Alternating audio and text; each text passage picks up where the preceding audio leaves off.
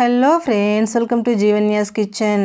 Friends, இன்றைக்கி நம்ம ரொம்ப ஹெல்த்தியான ஒரு லட்டு ரெசிபி செய்ய போகிறோம். முக்கியமாக இதை வளர்கிற குழந்தைங்களுக்கு டெய்லி ஒரு லட்டு கொடுக்கும்போது அவங்க ரொம்பவே சுறுசுறுப்பாக ஆரோக்கியமாக இருப்பாங்க. இது அவங்களோட இம்யூன் சிஸ்டத்துக்கு ரொம்பவே நல்லது.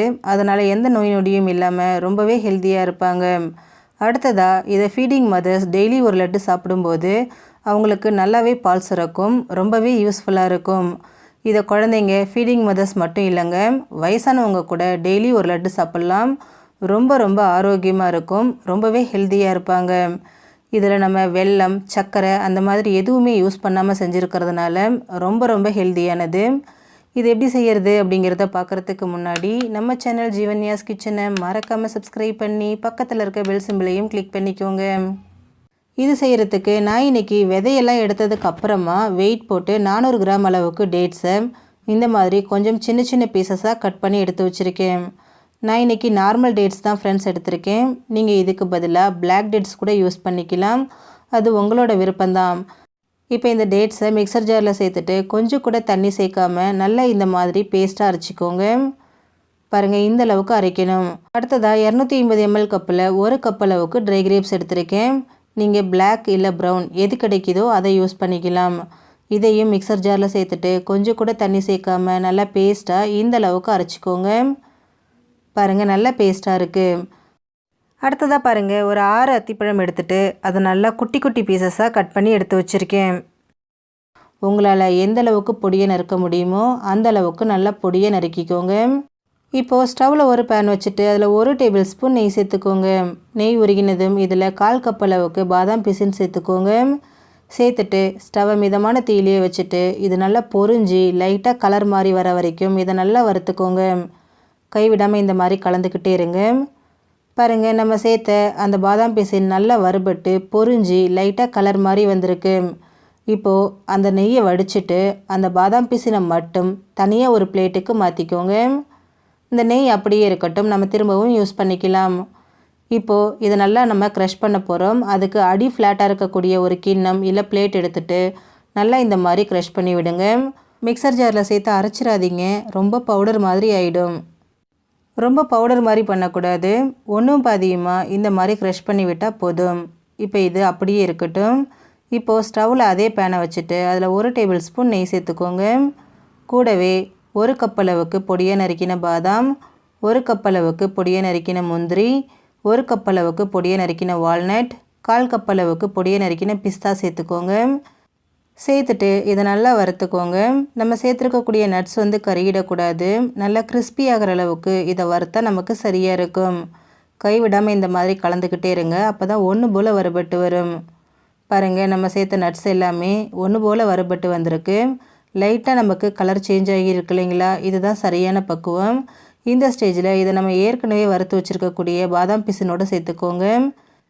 சேர்த்ததுக்கப்புறமா இதை லைட்டாக மத்து வச்சு க்ரஷ் பண்ணி விடுங்க.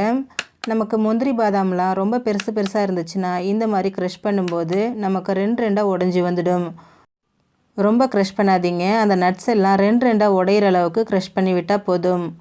பாருங்கள், இந்த அளவுக்கு க்ரஷ் பண்ணிக்கோங்க. நம்ம சேர்த்துருக்கக்கூடிய நட்ஸ் எல்லாம் அப்படியே இருக்குது பாருங்கள், லைட்டாக ஒன்றும் பாதியமாக தான் உடஞ்சிருக்கு. இப்போ இது எல்லாத்தையும் நல்லா ஒரு தடவை இந்த மாதிரி கையாலேயே கலந்து விடுங்க. இப்போது திரும்பவும் ஸ்டவ்வில் பேன் வச்சுட்டு அதில் 2 டேபிள் ஸ்பூன் மஞ்சள் பூசணி விதை, 2 டேபிள் ஸ்பூன் சூரியகாந்தி விதை, 2 டேபிள் ஸ்பூன் தர்பூசணி விதை சேர்த்துக்கோங்க. சேர்த்துட்டு ஸ்டவ்வை மிதமான தீயிலேயே வச்சுட்டு இதை நல்லா வறுத்து விடுங்க. பாருங்கள், நம்ம சேர்த்த விதைகள் எல்லாமே நல்லா ஒன்று போல் வறுபட்டு நல்லா கிறிஸ்பியாக வந்திருக்கு. இப்போது இந்த விதையையும் நம்ம ஏற்கனவே வறுத்து வச்சுருக்கக்கூடிய நட்ஸோடு சேர்த்துக்கோங்க. சேர்த்துட்டு இதையும் ஒரு தடவை கலந்து விட்டுருங்க. இது அப்படியே இருக்கட்டும். இப்போது திரும்பவும் ஸ்டவ்வில் பேன் வச்சுட்டு அதில் 2 டேபிள் ஸ்பூன் கசகசா சேர்த்துக்கோங்க. சேர்த்துட்டு ஸ்டவ் லோ ஃப்ளேமில் வச்சுட்டு இது நல்லா பொரிய விடுங்க. கசகசா நல்லா பொரியிற ஸ்டேஜ் வந்ததுக்கப்புறமா இது கூட 1 கப் அளவுக்கு ட்ரை கோகோனட் துருவி சேர்த்துக்கோங்க. கடைகளில் கொப்பரை தேங்காய்னு கேட்டிங்கனாலே கிடைக்கும், அதை வாங்கிட்டு நல்லா துருவி சேர்த்துக்கோங்க. பாருங்கள், எந்த அளவுக்கு நல்லா ட்ரையாக இருக்குன்னு. இப்போது இது நல்லா செவக்கிற அளவுக்கு வறுத்து விடுங்க. ஸ்டவ் லோ ஃப்ளேமில் வச்சுட்டு வருங்க, அப்போ தான் கசகசா கருகாமல் நல்லா வறுபட்டு வரும்.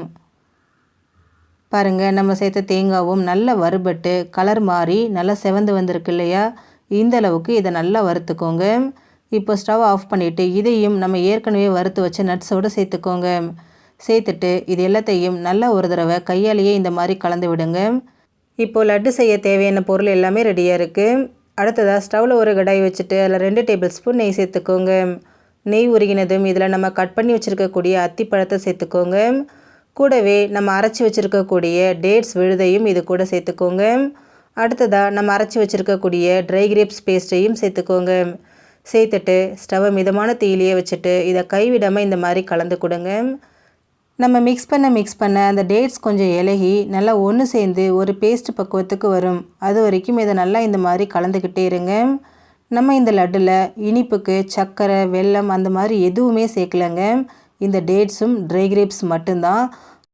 அதனால் உங்களுக்கு ஸ்வீட் ரொம்ப அதிகம் வேணும்னு நினச்சிங்கன்னா இன்னும் கூட எக்ஸ்ட்ராவாக டேட்ஸ் ஆட் பண்ணிக்கலாம். பாருங்கள், நம்ம சேர்த்த டேட்ஸு அந்த ட்ரை கிரேப்ஸு எல்லாமே நல்லா ஒன்று சேர்ந்து பேஸ்ட் பக்குவத்துக்கு வந்திருக்கு பாருங்கள். அந்த நெய் எல்லாத்தையும் நல்லா அப்சர்வ் பண்ணிக்கிச்சு. கொஞ்சம் கூட கடாயில் ஒட்டாமல் நல்லா பேஸ்ட் மாதிரி வந்திருக்கு இல்லைங்களா? இந்த அளவுக்கு நல்லா மிக்ஸ் பண்ணதுக்கப்புறமா இதை ஸ்டவ்லேருந்து எடுத்துக்கோங்க. பாருங்கள், நமக்கு ஸ்வீட்டுக்கான அந்த டேட்ஸ் பேஸ்ட் ரெடியாக இருக்குது. இப்போ இது கூட நம்ம ஏற்கனவே ரெடி பண்ணி வச்சுருக்கோம் இல்லைங்களா நட்ஸு எல்லாத்தையும் இது கூட சேர்த்துக்கோங்க. சேர்த்துட்டு எடுத்த உடனே கை வச்சு கலக்காதீங்க, ரொம்ப சூடாக இருக்கும். அதனால் கரண்டி வச்சு நல்லா இந்த மாதிரி கலந்து விடுங்க. நல்லா அழுத்தம் கொடுத்து மிக்ஸ் பண்ணும்போது நம்ம சேர்த்துருக்கக்கூடிய அந்த டேட்ஸ் பேஸ்ட் அந்த நட்ஸோட நல்லா ஒன்று சேர்ந்து வரும். கொஞ்சம் சூடு தண்ணீர வரைக்கும் கரண்டி வச்சு இதை நல்லா இந்த மாதிரி கலந்து கொடுங்க. ஓரளவுக்கு சூடு தணிஞ்சு வந்ததுக்கப்புறமா கரண்டி எடுத்துருங்க. எடுத்துட்டு கையாலேயே நல்லா இந்த மாதிரி அழுத்தம் கொடுத்து சப்பாத்திக்கு மாவு பிசைவோம் இல்லைங்களா, அந்த மாதிரி பிசைஞ்சு கொடுங்க. இந்த மாதிரி கை வச்சு கலக்கும்போது அந்த நட்ஸ் எல்லாமே அந்த டேட்ஸோட நல்லா ஒன்று சேர்ந்து வரும். லட்டு உருட்ட ஈஸியாக இருக்கும். பாருங்கள், நல்லா கலந்தாச்சு. இப்போ நம்ம லட்டு உருட்ட ஆரம்பிச்சிடலாம்.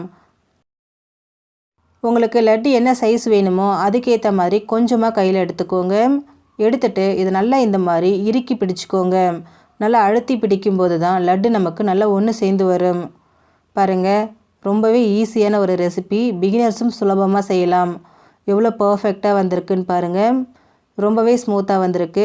இதே மாதிரியே மீதி இருக்கக்கூடிய எல்லாத்தையும் நம்ம லட்டுவாக உருட்டி எடுத்துக்கலாம். நம்ம சேனலில் இதே மாதிரியே நிறைய ஹெல்த்தியான லட்டு ரெசிபிஸ் அப்லோடு பண்ணியிருக்கிறேன் ஃப்ரெண்ட்ஸ். லிங்க்கு டிஸ்கிரிப்ஷன் பாக்ஸில் கொடுக்குறேன். தேவைப்படும் போது மறக்காமல் செக் பண்ணி பார்த்து யூஸ் பண்ணுங்கள். நம்ம இதில் தண்ணி சர்க்கரை எதுவுமே சேர்க்கல. இதை நீங்கள் ரொம்ப நாளைக்கு ஸ்டோர் பண்ணி வச்சு யூஸ் பண்ணிக்கலாம், கெட்டு போகாது. அவ்வளோதான் ஃப்ரெண்ட்ஸ், நமக்கு ரொம்பவே ஹெல்த்தியான ஒரு லட்டு ரெசிபி ரெடி ஆகிடுச்சு. குழந்தைங்கள்லேருந்து பெரியவங்க வரைக்கும் எல்லாருமே சாப்பிட்லாம். ரொம்பவே ஹெல்த்தியான ஒரு ரெசிபி. ஃப்ரெண்ட்ஸ், நீங்களும் இந்த ரெசிபியை மறக்காமல் ட்ரை பண்ணி பாருங்கள், ரொம்பவே யூஸ்ஃபுல்லாக இருக்கும். ஃப்ரெண்ட்ஸ், இந்த வீடியோ உங்களுக்கு பிடிச்சிருந்தா லைக் பண்ணுங்கள், ஷேர் பண்ணுங்கள், கமெண்ட் பண்ணுங்கள். ஜீவன்யாஸ் கிச்சனை சப்ஸ்கிரைப் பண்ணி பக்கத்தில் இருக்க பெல் சிம்பிளையும் கிளிக் பண்ணிக்கோங்க. அப்போ தான் நான் போடுற வீடியோஸோட நோட்டிஃபிகேஷன்ஸ் உடனுக்குடனே உங்களுக்கு வரும். தேங்க்யூ.